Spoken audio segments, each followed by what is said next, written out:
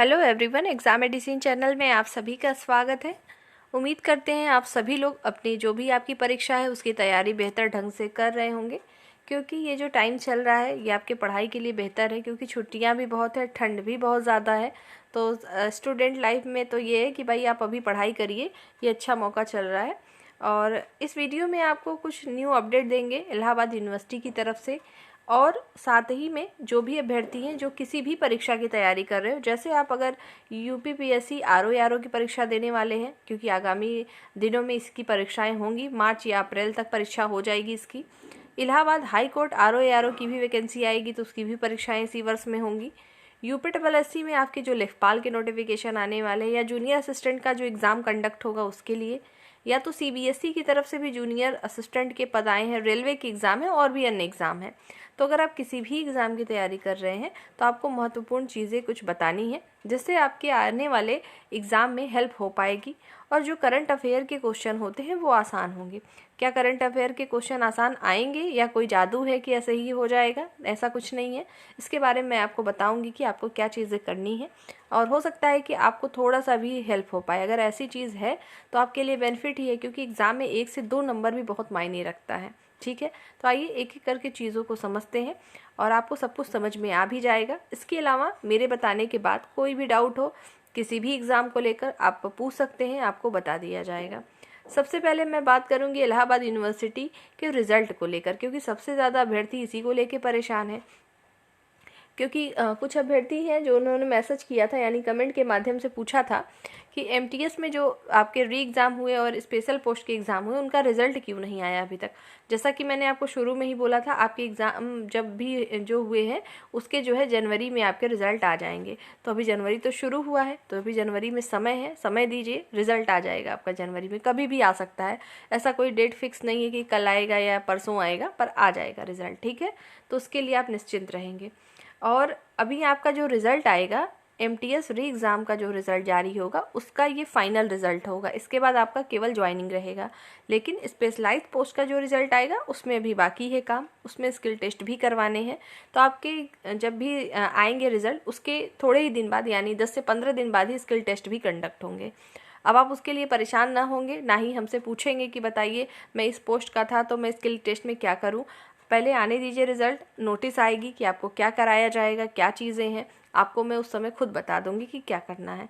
तो उसके लिए आप निश्चिंत रहेंगे। दूसरी सबसे बड़ा क्वेश्चन ये भी है कुछ अभ्यर्थियों का कि इलाहाबाद यूनिवर्सिटी में न्यू रिक्रूटमेंट आएगा क्या 2025 में। अभी इसकी कोई संभावना नहीं है कि अभी आएगा, क्योंकि अभी जो पेंडिंग में काम चल रहा है वो क्लियर होगा। रही बात केवल जूनियर ऑफिस असिस्टेंट की, तो इसकी आ सकती है, ये भी एडहॉक बेसिस आएगी, पर अभी नहीं आ रही है। ठीक है, और कुछ अभ्यर्थियों को ये डाउट थे कि जो इलाहाबाद यूनिवर्सिटी की है, क्या उसमें रिक्रूटमेंट यूपीपीएससी आयोग से जो जूनियर असिस्टेंट का है उसके थ्रू आता है। मैंने आपको कुछ दिन पहले एक वीडियो दी थी जिसमें मैंने आपको ये चीज़ बताई थी, लेकिन मैंने सेंट्रल यूनिवर्सिटी यानी इलाहाबाद यूनिवर्सिटी का नाम नहीं बताया था। मैंने आपकी स्टेट यूनिवर्सिटी, जैसे आपके जो रजू भैया यूनिवर्सिटी आपके प्रयागराज में, उसकी बात की थी। और भी जो स्टेट के हैं, मतलब आपके यूपी के अंदर जो भी स्टेट यूनिवर्सिटी है उन सभी की बात मैंने करी थी, कि जो वहाँ पे बाबू यानी क्लर्क के पद होते हैं, अब वो डायरेक्ट यूपीपीएससी के माध्यम से जो जूनियर असिस्टेंट के विज्ञापन अभी चल रहे हैं जूनियर असिस्टेंट के, जिसमें आपके लगभग 2702 पद हैं। ठीक है, उसके में आप देखेंगे लिस्ट में शामिल है। और इसके पहले भी जो 5500 भर्तियां अभी एग्ज़ाम होना है आपका फरवरी तक, उसमें भी हैं। ठीक है, मैंने उसके लिए ये चीज़ बताई थी। अगर किसी को ये कन्फ्यूज़न है कि इलाहाबाद यूनिवर्सिटी के लिए बताया गया था, तो बिल्कुल नहीं, मैंने उसके लिए नहीं बताया। और आप फिर से उस वीडियो को देखेंगे तो आप समझ जाएंगे। एक बात और है कि जैसे क्या होता है, जैसे अगर आपको कोई चीज़ बता रहा है कोई, जैसे मैंने अभी इस वीडियो में ही आपको चीज़ें बता रही हूँ क्लियर कि आपका रिजल्ट कब आएगा क्या है, आप लोग शायद पूरा नहीं सुनते हैं और तुरंत ही आपका मैसेज आ जाता है कि रिज़ल्ट कब आएगा। पहले उसको सुन तो लीजिए, रिज़ल्ट ही तो आपको बताए जा रहे हैं। मैं अलग से पर्टिकुलर एक कैंडिडेट को मैसेज करके बताऊं, ऐसा तो है नहीं उनको अलग बता देंगे कि आपका रिज़ल्ट कल आएगा और वीडियो में मैं बताऊंगी कि आपका जो है 2 महीने बाद आएगा। ऐसा कुछ नहीं होता, पहले सब कुछ समझ लिया करिए। हो सकता है कि आपके काम की ही चीज़ें उसमें खुद ही बता दी गई हों जो आप पूछना चाह रहे हैं। ठीक है, तो वहाँ से भी समस्याएँ जो है सॉल्व हो सकती हैं। तो कई दिन से आपको अपडेट नहीं दिया गया था, तो आपको ये अपडेट दिया गया है। और इलाहाबाद हाई कोर्ट के एग्ज़ाम कंडक्ट हो रहे थे आपके 4 और 5, यानी आज भी थे। हो गए होंगे और उम्मीद करेंगे सभी के एग्ज़ाम अच्छे हों। उसकी कट ऑफ क्या हो सकती है उसके बारे में अलग चर्चा करेंगे। और बात कर लेते हैं न्यू रिक्रूटमेंट। जैसा कि मैंने बताया कि अभी नहीं आएगा, आ सकता है पर अभी तो इधर नहीं आएगा जब तक आपकी पूरी वैकेंसी क्लियर नहीं होती है। जैसे भी आएगा मैं आपको खुद ही सूचित कर दूँगी। अब बात करेंगे कि अगर आप किसी भी परीक्षा की तैयारी कर रहे हैं, कोई भी अभ्यर्थी है, तो सबके लिए महत्वपूर्ण क्या है, तो आप ध्यान से समझिएगा चीज़ों को। जैसा कि आपको पता है, आप जब भी कोई एग्ज़ाम देते हैं, कोई भी एग्ज़ाम देते हैं, सिलेबस सबका आपको बता दिया जाता है कि हम ये एग्ज़ाम में लेंगे। लेकिन किसी भी सिलेबस पे आप ये ब्लेम नहीं कर सकते हैं कि आपने जो सिलेबस दिया था उसमें से क्यों नहीं पूछा, पूरा ही सिलेबस को टच करना था। ऐसा कुछ नहीं होता, किसी भी एग्ज़ाम में नहीं होता ऐसा, तो आप ये कह नहीं सकते। दूसरी बात मैं आपको ये बता क्यों रही हूँ, ध्यान से समझिएगा। जिनके अभी कोई भी एग्ज़ाम नहीं है, सपोज़ करिए आपने कोई भी फॉर्म अभी नहीं भरा, लेकिन आगामी दिनों में जो आएगा आप फिल करना चाहते हैं, तो जो कुछ कॉमन सब्जेक्ट होते हैं, जैसे कि अब आप यूपी का ही स्पेशली देखते होंगे, तो उसमें हिंदी भी मस्ट हो गया है। तो हिंदी के साथ साथ इंग्लिश, मैथ के साथ रीजनिंग, ठीक है, और जीके जीएस तो मान लो पढ़ना ही होता है आपको। इन सब के बाद एक सब्जेक्ट आपका आता है करंट अफेयर का आता है, ठीक है। समसामयिकी पूछी जाती है, आपके आसपास क्या चीज़ें चल रही हैं नेशनल लेवल में, इंटरनेशनल लेवल में, साथ ही स्टेट लेवल पे क्या चीज़ें चल रही हैं, उससे आपके प्रश्न पूछे जाते हैं, हर एक एग्ज़ाम में पूछे जाते हैं।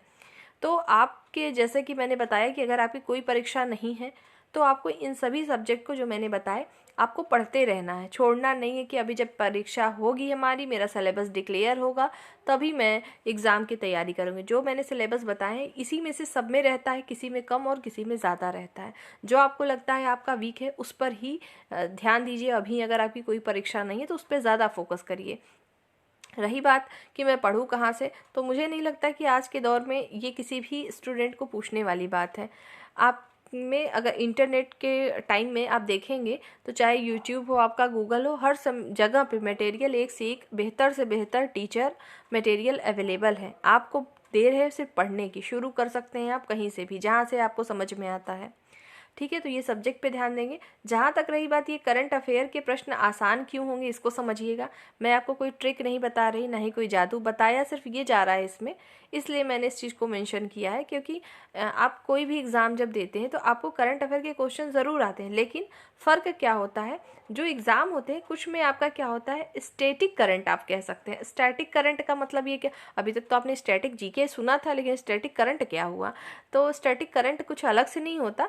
जैसे कुछ मान लीजिए, एक एग्जांपल दूँ, कल भी आपके हाई कोर्ट के जैसे एग्ज़ाम हुए थे तो उसमें एक पूछ लिया था योजना, जैसे बेटी बचाओ और बेटी पढ़ाओ योजना की शुरुआत कब की गई। अब देखिए ये तो है 2015 का, है ना, चल रहा है 2024, तो पूछना तो चाहिए था 2024 का करंट, लेकिन पूछा कहाँ का है, 2015 का। तो मतलब कहने का ये, जैसे कुछ ऐसी नीति, ऐसी योजनाएं या ऐसा कोई भी काम जो बना दिया जाता है और वो हमेशा के लिए ही होगा, वो बदलने वाला नहीं है, और जो बहुत ही इंपॉर्टेंट रहा हो वो आपका स्टैटिक करंट या स्टैटिक जीके में कन्वर्ट हो जाता है, आप इतना समझ सकते हैं। तो इस पर भी आपको विशेष ध्यान देना है। जैसे अगर मैं बात करूं रिसेंटली, जैसे मान लीजिए कोई नियुक्तियां हो रही हैं, ठीक है, रिसेंट टाइम पर, तो वो उस टाइम का करंट अफेयर ज़रूर होता है। लेकिन अगर आप उसी को आप 4-5 साल के बाद कोई पेपर देंगे, तो अगर वो बहुत ही महत्वपूर्ण पद रहा है तो वो आपका जो है, वो महत्वपूर्ण जो पद है वो आपका स्टैटिक जीके का पार्ट कह सकते हैं, स्टैटिक करंट का पार्ट कह सकते हैं, उसमें आता है। तो इसके लिए सबसे आसान तरीका क्या होगा, आपको कम से कम रेगुलर नहीं पढ़ना है, अगर वीकली भी नहीं पढ़ना है तो कम से कम मंथली। जैसे अभी ये 2025 आपका शुरू हुआ है, ठीक है, 2025 शुरू हुआ है, अभी पहला मंथ ये चल रहा है जनवरी। जैसे ही जनवरी की एंडिंग होती है, आपको जनवरी का अपने से खुद से नोट्स बनाना है। आप न्यूज़पेपर, जैसे आपको ऐसा नहीं कि रोज़ 1-2 घंटे करंट अफेयर पे देने, मुझे नहीं लगता इतना देना भी चाहिए, क्योंकि आपको और सब्जेक्ट पढ़ने होते हैं। और ये करंट है कि फिक्स है कि हर एक एग्ज़ाम में आता है, ठीक है। तो आपको, जैसे कि जनवरी आपका एंड हो रहा है, तो जनवरी में जितने भी इंपॉर्टेंट चीज़ें हुई हैं आप खुद से अपनी कॉपी रखिए, खुद से नोट्स बनाइए। क्या महीने में आप कोई एक दिन भी नहीं निकाल सकते अपने लिए, जो कि आपको 3 से 4 नंबर या 5 नंबर दे रहे हैं और आपकी नॉलेज भी बढ़ रही है, तो उसके लिए ज़रूर किया जा सकता है। तो जनवरी का करंट आपको खुद से करना है। आप करेंगे कहाँ से? क्या मैं किताब खरीदना पड़ेगा या कुछ भी नहीं? आपको अगर आप न्यूज़ पढ़ते हैं, न्यूज़पेपर पढ़ते हैं या न्यूज़ सुनते हैं, या तो यूट्यूब पे भी बहुत अच्छे से हर जगह पे चीज़ें बताई जाती हैं जो आपको सही लगे। मैं ये नहीं कहूँगी कि आप इस टीचर से पढ़िए या कहाँ से, सबके आपकी पसंद होती है कि मैं कहाँ से पढ़ रहा हूँ या कहाँ से मुझे चीज़ें समझ में आ रही हैं। लेकिन किसी का जैसे ऐसा नहीं है कि आपने पीडीएफ को केवल प्रिंट करा लिया हो गया, नहीं, खुद से बनाइए। मैंने कहा ना कि आप महीने में एक दिन अपने लिए दीजिए, एक दिन में मतलब 2 से 3 घंटे देंगे एक दिन का, तो आप आराम से एक मंथ का, जैसे जनवरी हो गई उसका कर लिया, फिर फरवरी आपकी लास्ट हुई तो कर लिया, मार्च, आप अपना पर्टिकुलर नोट्स बनाइए। जब भी आपके 2025 में एग्ज़ाम होंगे तब तक आपके जनवरी से तो कम से कम आपके जो है नोट्स तैयार होते चलेंगे। और जो प्रीवियस है, जैसे प्रीवियस का मतलब मान लीजिए किसी का एग्ज़ाम मार्च में हो रहा है, ठीक है, मार्च में या अप्रैल में एग्ज़ाम है, जैसे इलाहाबाद हाई कोर्ट का अगर एग्ज़ाम मान लो अगर अचानक से आ जाता है आरओ का कि अप्रैल में एग्ज़ाम है, ठीक है, अप्रैल में है, या यूपीपीएससी आरओ का भी अप्रैल मार्च में लगभग संभावित है, तो इन सब की परीक्षाएं, तो केवल 3 ही महीने का करंट पढ़ना पड़ेगा क्या 2025 का? नहीं, आपको पहले का भी आना चाहिए। तो आप कम से कम अभी 3 महीने का, ये जिनका अप्रैल में है उनके लिए बता रहे हैं, और प्लस 3 महीने और, मतलब आपको इधर से मान लें सितंबर, अक्टूबर, नवंबर और दिसंबर 2024, इसका भी आपको पढ़ना पड़ेगा, ठीक है। तो लेकिन आप अभी ये काम कर सकते हैं कि जनवरी से शुरू है तो आप उसका करने शुरू करिए। जैसे दिसंबर अभी बीता हुआ है 2024 का, उसका पहले बनाइए, ठीक है, दिसंबर जनवरी, इस तरीके से आपको खुद से मेंटेन करना, कोशिश करनी है कि 3 से 4 पेज ही हो, उससे ज़्यादा ना हो, क्योंकि आप रिवीजन नहीं कर पाएंगे। जब रिवीजन नहीं कर पाएंगे तो कोई मतलब नहीं है अपना नोट्स बनाने का, ठीक है। तो ये काम आपको करना है, तभी आपके करंट अफेयर के प्रश्न होंगे आसान। कोई भी आपको रटा नहीं सकता करंट, और इंटरेस्ट ज़बरदस्ती नहीं होता कि आपसे किया जाए कि आप 2 घंटा पढ़िए। और कहीं पर भी आपको, मुझे नहीं लगता कि आपको एग्ज़ाम के को टारगेट करते हुए करंट पढ़ना चाहिए। और ऐसा नहीं है कि रोज़ आप 1 से 2 घंटा नहीं पढ़ेंगे तो आप नहीं कर पाएंगे, आप कर सकते हैं। आप केवल 1-2 दिन भी देंगे तो अच्छे से कर लेंगे। और रही बात चैनल के माध्यम से, तो मैं आपको खुद भी कोशिश करेंगे पूरी कि आपको, जैसे जनवरी है, ठीक है, जनवरी के जो मोस्ट इम्पॉर्टेंट करंट होंगे यूपी के भी, और जो है नेशनल और इंटरनेशनल लेवल के भी, उन सभी की एक प्लेलिस्ट के तौर पे आप लोग को छोटे छोटे पार्ट में वीडियो देने के, ताकि आप उसको रिवीजन कर पाएँ। जैसा कि मैंने बताया, इतना मैटर ना हो कि आप उसको पढ़ ही ना पाएँ, रिवीजन ही ना कर पाएँ, तो ऐसा नहीं होगा। कोशिश करेंगे कि जैसे जो यूपी के एग्ज़ाम होते हैं, यूपी के एग्ज़ाम है तो यूपी के करंट पूछ लिए जाते हैं, है ना, तो उस तरीके की चीज़ें, और बाकी जैसा मैंने आपको बताया दिए जाएंगे। और अभी जो पिछला, जैसे अभी मैंने बताया कि आपको नवंबर 2024, दिसंबर 2024, अक्टूबर 2024, कम से कम ये 3 महीने का और पढ़ लेना है, तो उसका भी मैं आपको दे दूँगी, ठीक है। मैं तो दूंगी ही, लेकिन ऐसा कुछ नहीं है कि आपको उसी से ही पढ़ना है, आप कहीं से भी पढ़िए। लेकिन जो मैं आपको तरीका बता रही हूँ, उससे अगर आप पढ़ते हैं तो आप करंट अफेयर की जो एक बोझ होता है कैंडिडेट के ऊपर, अरे करंट पढ़ना है, करंट जैसे बहुत अलग चीज़ ही लगती है, सच में करंट हो जाता है वो, तो वो चीज़ ना होगी आपके लिए अगर आप ऐसा करते हैं तो। और जितनी चीज़ें मैंने बताई, एक थोड़ा सा सुझाव था सिर्फ उन कैंडिडेट के लिए जिनको इससे परेशानी होती है। बाकी आप लोगों के पढ़ने का तरीका क्या है, खुद से जैसे भी पढ़ना है आप पढ़िए। मेरा सजेशन और जो मेरा सुझाव था, ऐसे अभ्यर्थियों को था जिनको ये चीज़ नहीं अगर समझ में आ पाती है कि आखिर करंट के क्वेश्चन से नहीं बनते हैं, आता है तो गलत हो जाते हैं, तो मैं उनकी बात कर रही हूँ कि इन सब पे चीज़ों पे आप काम कर सकते हैं, ठीक है। कुछ चीज़ें ज़रूरी होती हैं, जैसे स्पोर्ट्स से रिलेटेड, अभी जैसे मान लीजिए ओलंपिक है, पैरा ओलंपिक है, तो ये जो भी बीते हैं 24 में, ये आपके लगभग 3-4 साल के लिए हो गए हैं। इसमें कुछ चीज़ें स्टैटिक भी हो गई होंगी, तो उन सबको आपको करना है टॉपिक वाइज। तो 2025 का मैं खुद ही आपको टॉपिक वाइज क्या हो सकता है आगामी दिनों में करंट के लिए इम्पोर्टेंट, मैं वीडियो देने स्टार्ट करूँगी। उसको अगर आपको ज़रूरत लगता है कि नहीं ठीक है तो आप पढ़िए, अन्यथा आप अपने हिसाब से अपने स्तर से चीज़ों को पढ़ते रहिएगा। बाकी हाँ, ये ज़रूर कहेंगे कि आपने अगर इस तरीके से करंट को पढ़ा तो आपको दिक्कत नहीं आएगी आगामी किसी भी परीक्षा में। और करंट अफेयर को इग्नोर भी नहीं किया जा सकता, ये आपकी पढ़ाई के साथ साथ आपकी नॉलेज के लिए भी बहुत ही ज़रूरी है कि आखिर मेरे आसपास है क्या क्या चीज़ें हो रही हैं, आपको पता भी है या नहीं। इसको कोई सब्जेक्ट के रूप में लेकिन ना पढ़िए, आप इसको एक इंटरेस्ट के तौर पर पढ़िए, देखिए आपको चीज़ें समझ में आएंगी। तो ये जो मैंने आपको बताई थी, ये फ़िलहाल मैंने केवल करंट अफेयर की चीज़ें कैसे पढ़नी है, और मैंने सारे एग्ज़ाम को क्यों इसमें इंक्लूड अपलोड किया, क्योंकि मुझे भी लगता है कि कोई भी एग्ज़ाम ऐसा नहीं होता जहाँ पे करंट की चीज़ें ना पूछी जाती हों। ठीक है, तो पूछी जाती हैं। जैसे मैंने बताया ना कि अगर कोई चीज़ स्टैटिक है, जैसे मान लीजिए कोई नया चीज़ हुआ तो उसके लिए कोई दिवस बना दिया जाता है। ठीक है, जैसे अभी संविधान हत्या दिवस कुछ मनाया गया है। क्या आप लोग बता सकते हैं किस डेट को निर्धारित किया गया? अगर पता हो तो ज़रूर बताइए कमेंट सेक्शन में। जैसे नीरज चोपड़ा ने जब भाला फर्स्ट टाइम मतलब गोल्ड मेडल लेके आए तो उसी दिन को मतलब जो है बना दिया गया था भाला फेंक दिवस। तो ये सब स्टैटिक पोर्शन है, अगर आपको पता हो तो ज़रूर कमेंट करिएगा। तो ये सब जो पोर्शन होते हैं बहुत ही यूनिक होते हैं और ये आगामी परीक्षाओं में पूछे जाने वाले प्रश्न होते हैं। तो इस तरीके की चीज़ें होंगी जो मैं आपको भी दूंगी, और ताकि आपकी भी तैयारी हो पाए आगे आने वाले एग्ज़ाम में। ठीक है, बाकी अगर आपकी कोई भी समस्या हो तो आप पूछ सकते हैं। जो भी आपके एग्ज़ाम पेंडिंग है इलाहाबाद यूनिवर्सिटी के, वो भी हो जाएंगे। जनवरी लास्ट तक आपकी नोटिस आएगी उसके बाद ही। ठीक है, तो उस वीडियो में यही सारी जानकारी देनी थी।